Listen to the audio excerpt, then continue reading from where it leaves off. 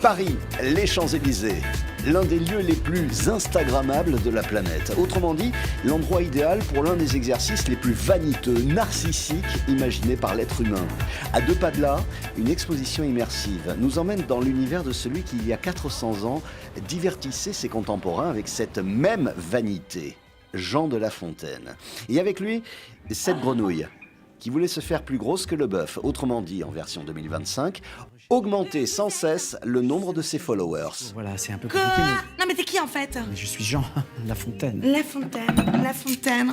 Non, connais app. Enfin, Le pari de cette exposition immersive est de prouver l'évidence. Les fables de La Fontaine sont toujours d'actualité.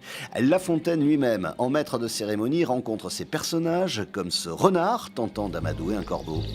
Oh Jean, monsieur de La Fontaine. quand même. Oh vous voilà, mais quelle agréable surprise, quel honneur de vous voir ici. Je ne fais que passer, faites comme si je n'étais pas là. Les moindres détails des textes et des éléments de décor inspirés des parcs à thème, des escape games et des réseaux sociaux ont été validés par un comité scientifique, des historiens et des spécialistes de La Fontaine. J'aime beaucoup les animaux malades de la peste. On voit bien à la fois la puissance politique de cette fable qui montre que les puissants trouvent toujours des excuses pour contourner les conséquences de leurs actes alors que les malheurs publics sont attribués à ceux qui n'y sont pas pour grand-chose.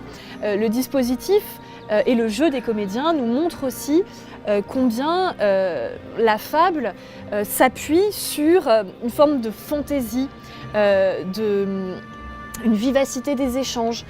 Durant cette fable, le visiteur assiste à une visioconférence avec le roi Lion et des membres de son organisation afin de gérer la crise sanitaire. Ça ne vous rappelle rien ? Dans la cité immersive, il n'y a pas que même nos rôles, il y a 1000 façons, 1000 points de vue pour approcher ces histoires et approcher même le principe de la fable.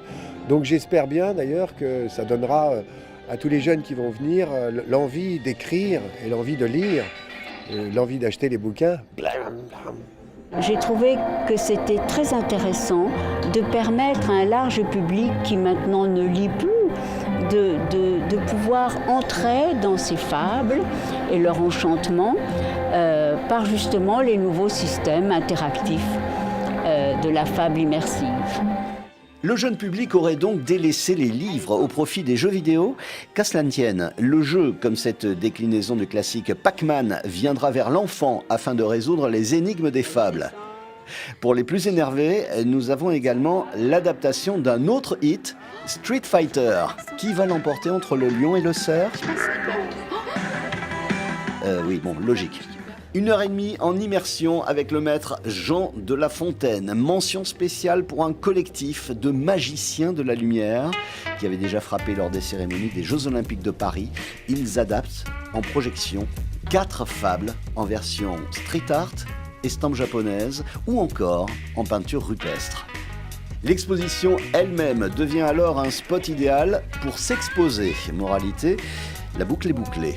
La grande question étant, inspiré par cette visite, le public, guidé par le maître des lieux, trouvera-t-il ici la motivation d'aller vers la lecture ? L'invitation est lancée.